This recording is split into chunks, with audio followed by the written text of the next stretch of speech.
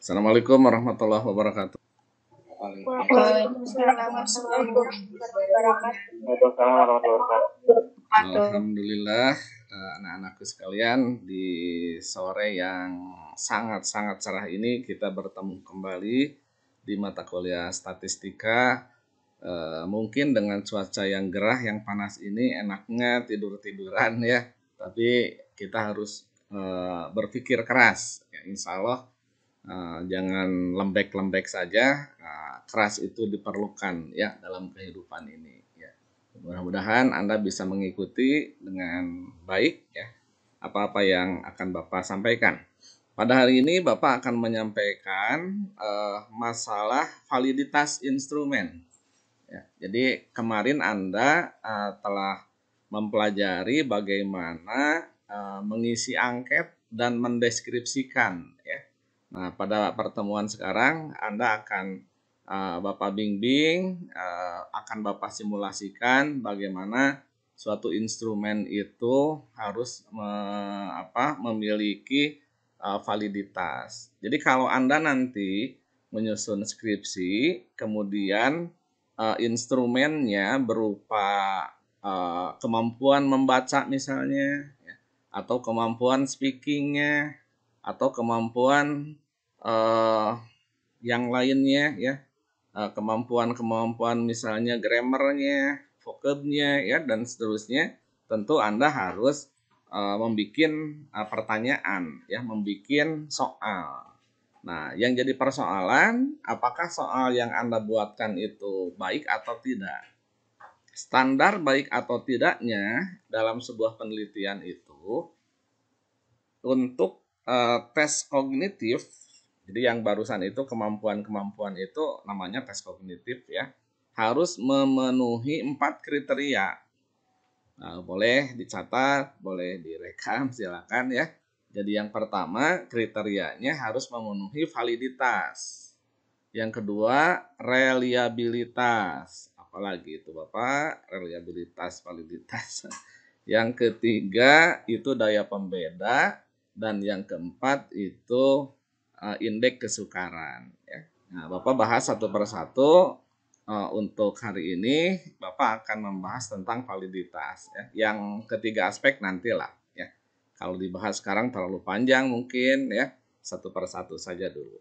Jadi arti validitas itu valid ya artinya cocok, artinya tepat sasaran. Ya. Jadi instrumen yang kita lakukan, yang kita buatkan, nah itu cocok ya kita teskan terhadap siswa tersebut.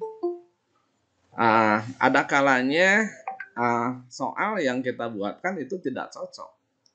Misalnya Anda pernah misalnya saja mengisi ujian ya baik UTS maupun UAS, ternyata soalnya sangat susah gitu. Dalam satu kelas itu tidak ada yang menjawab dengan benar. Nah, itu tidak cocok ya, dalam artian mungkin materinya itu belum Anda pelajari ya. Atau mungkin soalnya Anda tidak bisa memahami maksud soal tersebut. Jadi banyak sekali faktor-faktor yang menyebabkan ketidakcocokan soal itu. Ya. Atau bisa juga Anda mengisi soal UTS atau UAS itu ternyata benar semuanya. Nah, itu pun tidak cocok, mungkin soalnya terlalu mudah ya. Anda tingkatan perguruan tinggi diberi soal SMP ya benar semua lah kan begitu ya. Jadi tingkat kesukarannya terlalu mudah semuanya. Nah, sehingga instrumen yang baik itu harus valid ya. Valid itu apa? Cocok ya gitu, tepat ya. Nah, instrumen yang harus kita buatkan itu harus memenuhi unsur itu ya. Nah, bagaimana cara menentukan itu? Muka. Jadi kalau Anda nanti bimbingan skripsi dengan pembimbing, mungkin kalimatnya harus diperbaiki, mungkin titik komanya salah, ya itu diperbaiki dalam rangka validitas muka ya. Face validity namanya itu ya. Atau mungkin saja kontennya, isinya tidak cocok tadi ya. Jadi di luar dari apa yang dipelajari itu tidak boleh. Nah, yang Bapak ajarkan sekarang itu secara statistika. Nah, Bapak akan mencoba share screen. Bapak akan mendemokan bagaimana validitas butir soal itu dilakukan. Ya.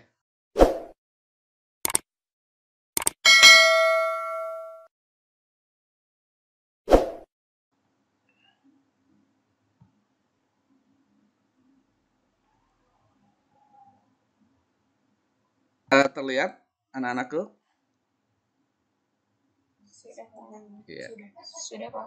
Sudah, Sir. Ya. Sudah, Pak. Bapak punya data. Data ini anggap saja boleh angket yang kemarin, ya. Boleh apa saja, boleh ulangan misalnya saja ya. Jadi kalau kita melakukan ulangan, Bapak punya 5 soal. Jadi ini ada soal 1, 2, 3, 4, 5. Kemudian ada responden, ada siswanya ya. Siswanya ada 10, ini yang Bapak contohkan. Misalnya kita anggap kalau ini soal, pembobotannya skor yang benar itu 5. Jadi 5 itu siswa menjawab sempurna. Tapi kalau 4, itu siswa melakukan kesalahan sedikit. Ya. Kalau 3, siswa itu menjawab lebih dari setengahnya benar. Kalau 1, misalnya saja, siswa hanya sedikit menjawab tapi benar. Bisa dipahami ya cara memberikan skor kalau kita melakukan tes soalnya uraian. Bisa dipahami anak-anakku? Iya, Pak. Iya. Nah, sekarang Bapak lanjutkan.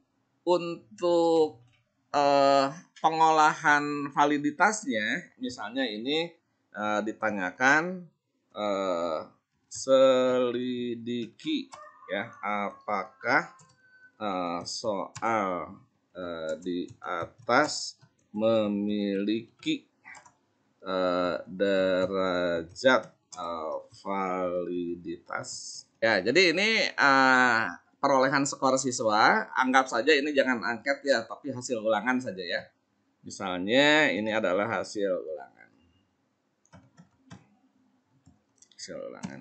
Nah, yang jadi persoalan di sini selidiki apakah soal di atas memiliki derajat validitas ya, apakah valid atau tidak, maksudnya begitu ya. Ini Bapak pindahkan saja ke sini. Nah, jadi langkah pertama untuk mencari validitas itu, kita harus mencari koefisien korelasi. Ya. Jadi koefisien korelasi itu dilambangkan dengan R. Ya. Jadi R ini adalah koefisien korelasi ya, yang menunjukkan besar kecilnya derajat validitas butir soal. Ya. Nah, apa yang kita lakukan untuk butir soal ini? Kita harus mengkorelasikan butir soal nomor 1 itu dengan jumlahnya. Ya.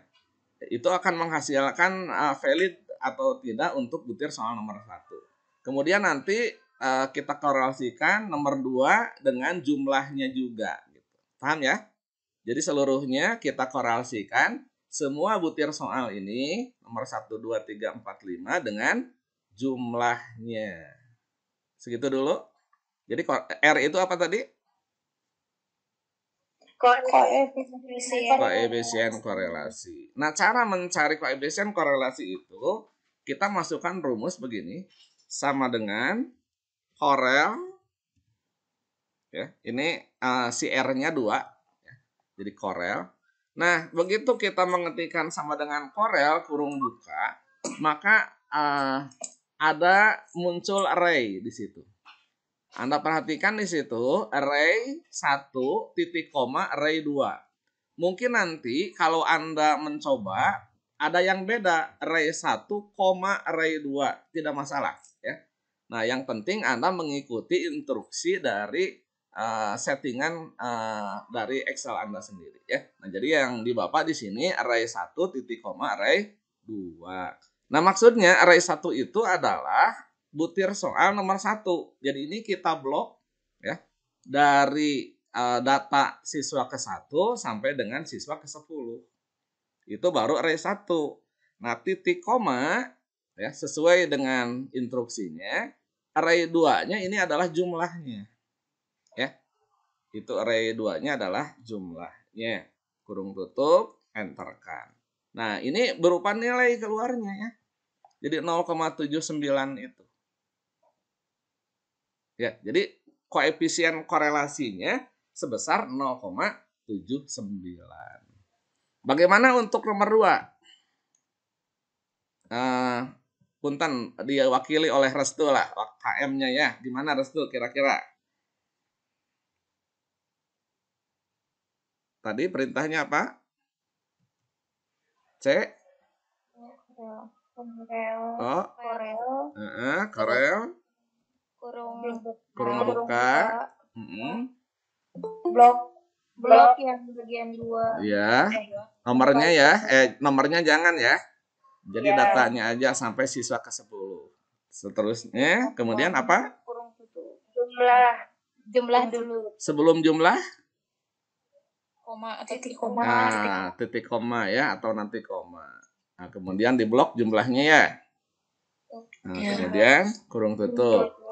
Terus enter. Nah, jadi itu keluar nilainya. Ya, gitu. Itu langkah pertama. Langkah kedua, kita harus mencari teh hitung namanya.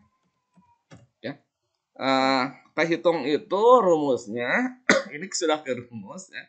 Nggak apa-apa, ini Bapak katakan. Teh hitung itu rumusnya adalah R kali ya akar dari N kurang 1 per 1 min R kuadrat. Ya. Jangan bingung lah, nggak apa-apa. Ya. Yang penting rumusnya. Nanti ini kan bisa dilihat ya di tutorialnya. Ini sama dengan begini, R-nya di klik, itu R-nya, bintang, ya ini kurung buka. Dari mana kurung buka? Nanti lihat rumusnya. Ya. N kurangi 2, N itu banyaknya data, yaitu 10. Ya. 10 dikurangi, 10 kurangi 2 langsung aja 8 ya. Ini 8 per kurung buka 1 dikurangi R kuadrat. R kuadrat, kurung tutup, ini pangkat 0,5. Waduh Pak lieur Pak, entong akal lieur, pokoknya mah kitu heula we lah, biasa ditingali. Ya, enterkan. Nah, ini kan ada hasil ya. 0,49. Kemudian setelah teh hitung ada teh tabel. Ini juga berkenaan dengan rumus anak-anakku. Ya, sama dengan TINV. Ya, TINV itu teh tabel. Kurung buka. Nah, di situ dilihat di array-nya ada probability, ya, titik koma, degree of freedom, ya, derajat kebebasannya. Probabilitasnya itu 0,05. Artinya 5% probabilitasnya ya. Kemudian titik koma, derajat bebasnya 10 kurangi 2 yaitu 8. Kalau Bapak enterkan ini berupa nilai. Ya. Jadi 2,31. Nah, yang paling utama bagi Anda ini adalah keterangannya. Apakah soal nomor 1 itu valid atau tidak, ini ditentukan oleh keterangan. Jadi kriterianya itu begini. Jika teh hitungnya lebih besar dari teh tabel, maka soal tersebut valid. Nah, sekarang Anda perhatikan, apakah teh hitung lebih besar dari teh tabel?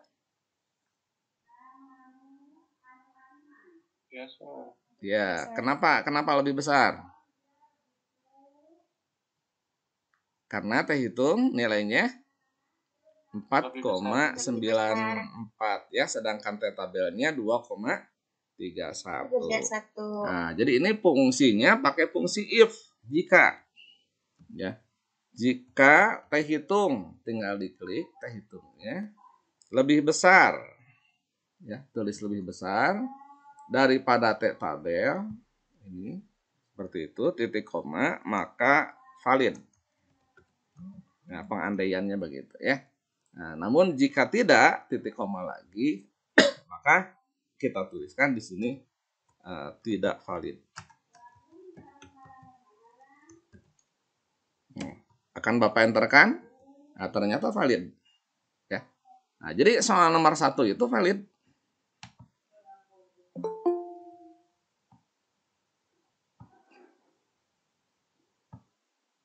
Nah, gitu ya. Jadi soal nomor 1 itu valid. Bagaimana untuk yang nomor 2? Ini teh hitungnya bisa kita copy. Nilainya sama. Maksudnya yang teh tabel yang sama itu ya. Nah, gitu. Nah, kalau yang nomor 3 kenapa 0? Sebab R-nya belum dihitung ya. Nah, jadi ini otomatis yang nomor 2 si nilai T hitungnya sudah ada, sudah kita copy ya. Nah, kita lihat T hitungnya berapa untuk nomor 2? 1,85. T tabelnya? 2. Ya. Apakah T hitung lebih besar daripada T tabel? Tidak. Tidak. Jadi kesimpulannya nomor 2 bagaimana? Tidak valid. Tidak Tapi valid. lebih besar. Tidak valid. Ya, tidak valid ya. Ya, coba Bapak copy dari sini ya. Nah, ini Bapak perlebar lah. Ini perlebar layarnya, format, kolom. Nah, Bapak perlebar jadi 10 misalnya. Nah, ternyata ini tidak valid, tapi masih belum cukup. Ini manual saja. Nah, ya, jadi nomor 2 itu tidak valid gitu. Apakah nomor 3 bisa kita isi dengan langsung mengcopy? Valid tidak validnya? Belum ya, karena R-nya belum ada ya. Jadi ini coba aja dulu Bapak kopikan lah. Ini pasti tidak valid karena nilai R-nya belum ada. Ya. Nah, sekarang untuk nomor 3 gimana tadi korelasinya? Sama dengan Korel kurung buka disorot ya. blok yang bagian Terus titik koma jumlahnya. jumlah Iya, tutup. Enter. Nah, ada kan ya nilainya ya? Iya. Nah, tetap tidak valid. Yang nomor 4 sambil latihan sama dengan Korel kurung buka nomor 4-nya ya. Terus titik koma jumlah kurung tutup enter. Nah, langsung valid karena sudah diisi. Terakhir sama dengan Korel kurung buka disorot dulu nomor 5-nya yang bagian 5 titik koma ya, bukan titik 2. titik koma 5 tutup enter. Jadi sudah terjawab. Soal mana yang valid? Nomor 1, nomor 4, nomor 5 kan gitu ya. Kenapa nomor 2 dan nomor 3 tidak valid? Karena T hitungnya lebih kecil dari T tabel. Paham ya? Nah, bagaimana kalau soalnya itu ada 50? Kita berarti bikinnya 50 kali ya. Wah, pusing ya. Nah, jadi ini Bapak hapus dulu. Ya. Lumayan. Jadi si nomor 2, 3, 4, 5-nya Bapak hapus dulu. Pak, kenapa nggak di copy saja? Kan gitu ya pertanyaannya. Nah, coba Bapak kopikan. Nah, ternyata nggak bisa. Ya. Nah, jadi tidak bisa itu karena kalau kita kopikan ke sini, nah kita lihat nih, yang dikorelasikan sel apa ini? Kolom C dengan kolom G. Ini yang tertulis. H kan ya, sedangkan H itu kosong kan ya. Harusnya dengan kolom apa? Dengan G. Yang nomor 3 pun dengan G, yang E dengan G, yang F juga dengan G ya. Nah, jadi kita memiliki sel yang harus tetap tidak berubah kalau dikopikan. Nah, jadi si G ini ya, kan kita maunya semuanya dengan G ya, tidak berubah-ubah dengan H, dengan I, dengan J kan. Nah, jadi caranya yang kursor ini ya, tempatkan sebelum G. Kelihatan kursornya ya, di antara sebelum G. Anda pijit F4. Nah, waktu kita memijit F4 itu, maka si itu diapit oleh tanda dolar. Iya. Yang satunya lagi juga sama. Ya, pijit F4. Ya, langsung terapit oleh tanda dolar. Bapak enterkan, nilainya tetap sama. Nah, ini bisa kita kopikan. Kita lihat. Ya, hasilnya ada gitu ya. Jadi hasilnya sekaligus ada. Jadi Bapak tadi mencoba melakukan pengolahannya berulang-ulang supaya Anda paham gitu ya. Nah, jadi pada akhirnya ada jalan keluarnya bahwa rumus core ini pun bisa kita kopikan ya, asalkan sel yang tetapnya kita berikan tanda dolar. Ini tandanya maksudnya diabsolutkan ya, gitu. Jadi mutlak tidak berubah-ubah ya, gitu. Nah, sehingga inilah nilai korelasinya. Nah, sehingga selidiki apakah soal di atas memiliki derajat validitas. Nah, jadi jawabannya soal yang valid adalah soal nomor 1, 4, dan 5. 1, 4, dan 5. Nah, gitu ya. Ini letak kiri dulu. Nah, sedangkan soal nomor 3 dan 4 ya. 2 dan 3. Oh, 2 dan 3. Sedangkan soal nomor 2 dan 3 tidak valid. Ya, sudah terjawab. Nah, itu sangat simpel sebenarnya. Hemat Bapak sih simpel itu, nggak tahu menurut Anda. Apalagi sekarang ini gampang, tapi pas nanti ngerjain susah. Iya. Ya, jangan diniatan susah ya.